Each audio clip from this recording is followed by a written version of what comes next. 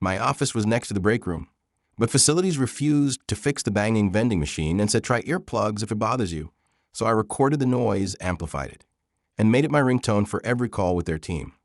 The repairman arrived the next morning. I work in a mid-sized office in Columbus, Ohio, in a company that's all about efficiency and teamwork. Or at least, that's what the posters on the wall say. My office was right next to the break room, which might have been fine if it weren't for this ancient vending machine that sounded like a damn jackhammer every time someone got a snack or a drink. It would bang, clang, and rattle nonstop all day long.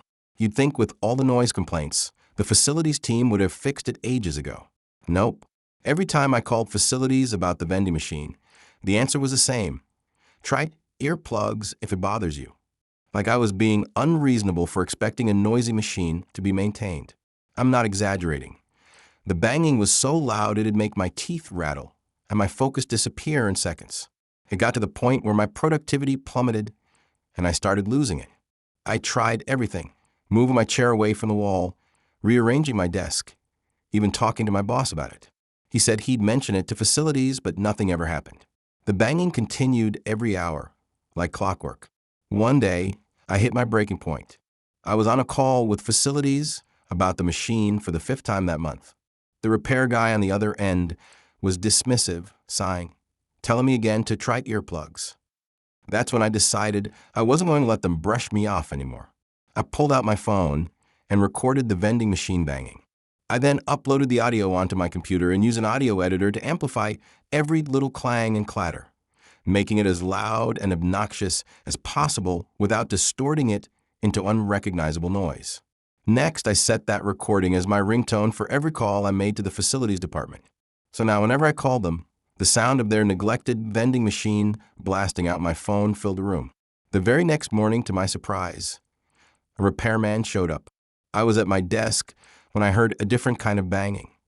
The sound of tools, not the vending machine. I peeked out to see a guy in a facilities uniform wrestling with the machine. Later, I overheard the repairman telling a coworker how the machine was a total wreck inside. Springs broken, panels loose, motor grinding. No wonder it sounded like a construction site. I kept calling facilities with normal ringtones after that, but they never ignored me again. Every time I think about how they told me to just deal with it, I smile a little. Sometimes you have to get loud to get heard. For a few weeks after the repair, I thought things were finally looking up. The vending machine was quieter, barely making a sound, and my office felt like my own little sanctuary again. But that calm didn't last. About a month later, the noise came back, not just the vending machine banging, but this time it was worse. Someone had replaced the old machine with a newer one, but it had this terrible mechanical whir, like it was struggling to work. The banging was back, only now it was mixed with loud clanking and random beeps. It was unbearable, so I called facilities again, hoping for a quick fix. But the response was different this time. Instead of brushing me off, I got this snide voicemail from one of the team leads. They said something like, "We fixed it once, maybe you're just being picky. You should try adjusting your schedule around break times."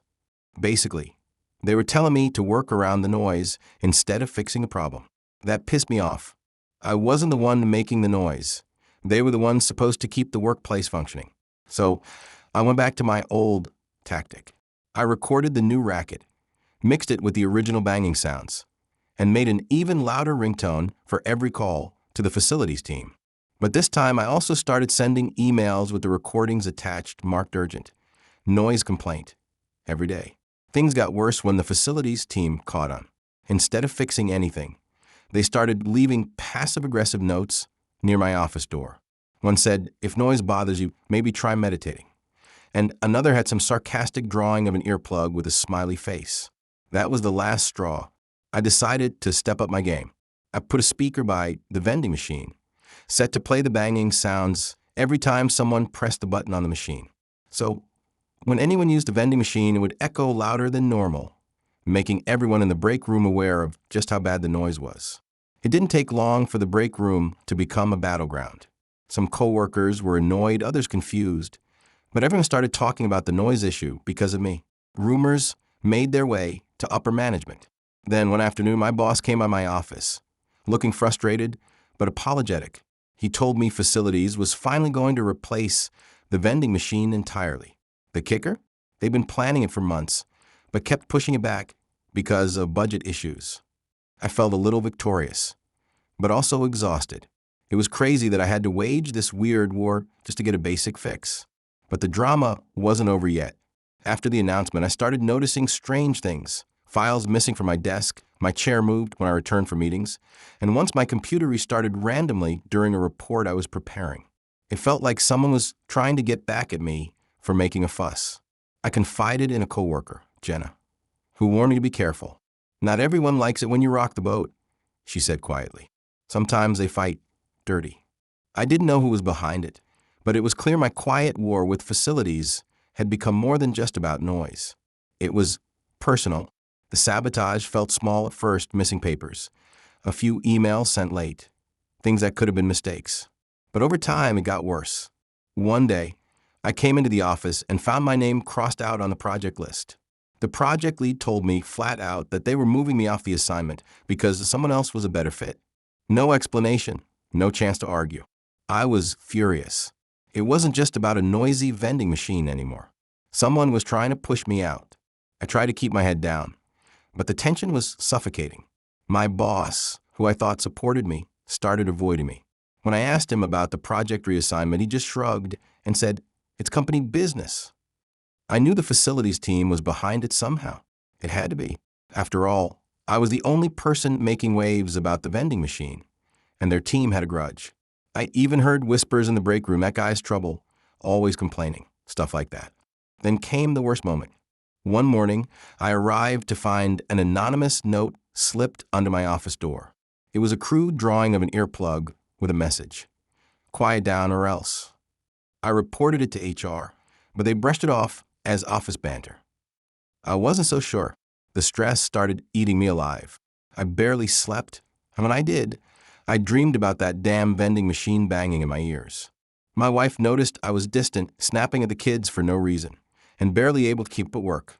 She told me I needed to let it go, that it wasn't worth losing my health over a noisy machine. But I couldn't. I felt trapped.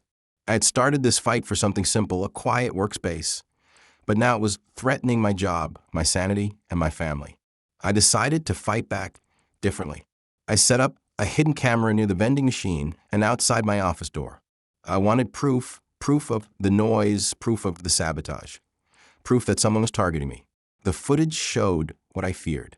Facilities, staff members were tampering with the vending machine after hours, intentionally messing with the mechanics to keep it noisy. One of them was even seen leaving my office door slightly open after I left. The very night my files went missing, I took the video to HR, along with a detailed report. This time, they couldn't ignore it. They launched an investigation. The aftermath was brutal for the Facilities team. One guy was fired on the spot for tampering with company property and harassment. The team lead got a formal reprimand, and the whole department was put on notice. But the damage to me wasn't undone. My boss kept me off major projects, and the whispered rumors didn't stop. My wife and I fought more, tired of my constant stress.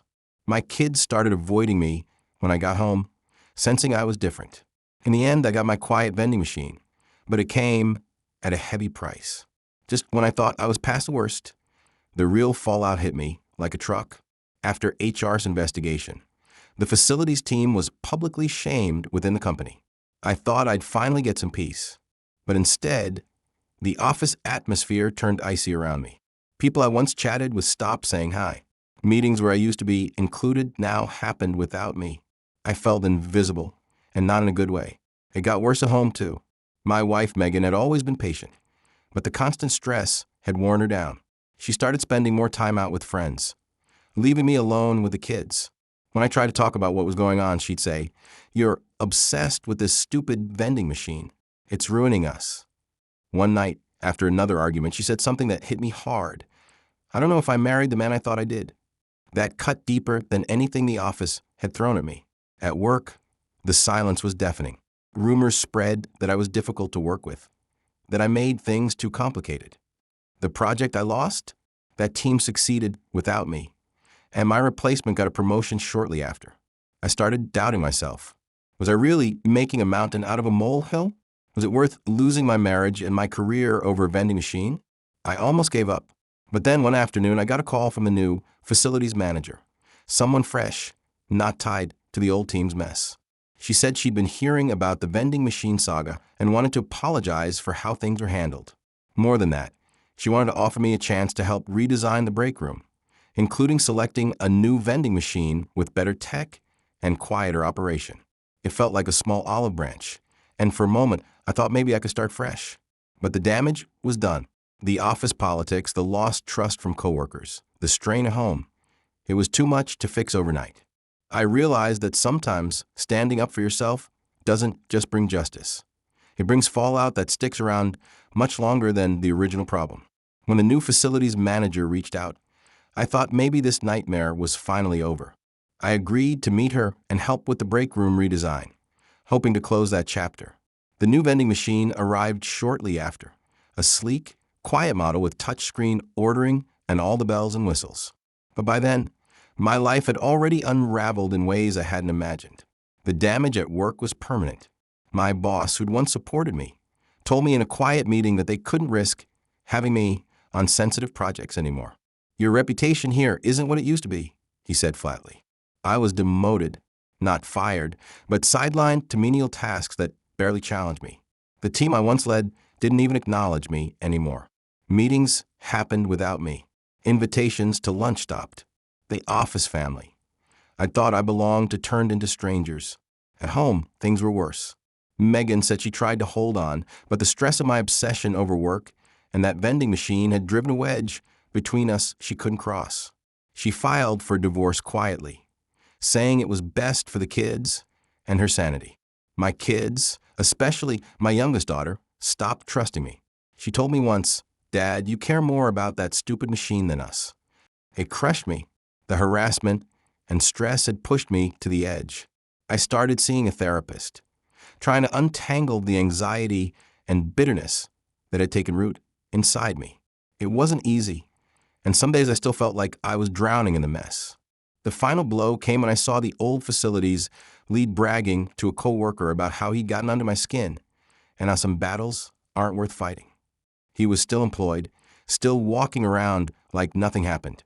I realized then that the revenge I'd gotten, the repair, the firing of one guy, was a small victory in a much larger war. I had won the battle of the vending machine, but I had lost so much more: trust, respect, family. Still, I don't regret standing up. Sometimes you have to fight, even if it costs you everything. It's the only way to hold on to who you are. I hope others learn from my story. Justice is never simple.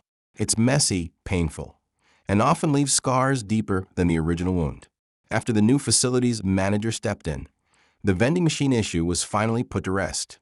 The new machine was quiet, efficient, and honestly, it felt like a small miracle after all the years of noise torture. But the peace came at a cost that went far beyond a quiet break room. Work, once a place I felt safe and respected, had turned cold and distant. That demotion? It wasn't just a title change. It was a signal from the company that I wasn't trusted anymore. I was shuffled off to grunt work, far from projects that mattered. The team I'd helped build and lead turned their backs on me like I was a ghost. Invitations to meetings, lunches, and even casual conversations stopped. People who once smiled at me now looked through me. The worst part was the silent judgment. Rumors started spreading. People whispered that I was too difficult, obsessed, and a problem employee. I could feel their eyes on me in the hallways, cold and distant. One day, I overheard two coworkers talking about me, saying I made a mountain out of a molehill and was never going to be a team player. I tried to ignore it, but it ate me alive. At home, the damage was worse. Megan, my wife, who had stuck by me through thick and thin, started drifting away. She told me one night, "I'm tired, Mark. Tired of living in this war zone you won't quit. It's like I'm married to the vending machine, not you." Those words were like a punch to the gut. Our fights grew longer, sharper, and more frequent. The kids sensed the tension and started pulling away too. My youngest, Ellie, used to run into my arms after school. Now she barely spoke to me, her eyes wary and distant. One afternoon, Megan handed me divorce papers quietly. "It's not because I don't love you," she said softly, "but I can't live like this anymore. the stress, the anger, it's breaking us all. That night, I sat alone in my quiet apartment, the absence of noise mocking me. The vending machine was fixed, but my life wasn't. I went to therapy, trying to piece together who I was beneath the stress and bitterness. The counselor helped me see that my fight had been about more than just noise. It was about being heard, about respect, about control in a place that felt powerless. But I also learned that some battles come with scars that never fully heal. Work continued to be a lonely place. The facilities lead who tormented me, he was still there, smug and untouched by consequences. I confronted him once, telling him how much pain he caused. He just smiled and said, "Welcome to the real world, Mark." Eventually, I accepted that I couldn't change how others saw me, but I could change how I saw myself. I left that company a year later, burned out but determined to rebuild. I found a new job at a smaller firm in Dayton, Ohio, where respect and teamwork actually meant something. It wasn't perfect, but it was a fresh start. I'm still paying the price for standing up at that office, the broken marriage, the fractured family ties, the lost trust, but I don't regret it. Sometimes you have to break things apart to find out what really matters. I wish I could say it all ended neatly with a happy ending, but life rarely works that way. What I got was hard-earned peace and the painful lesson that fighting for justice sometimes means losing more than you bargained for.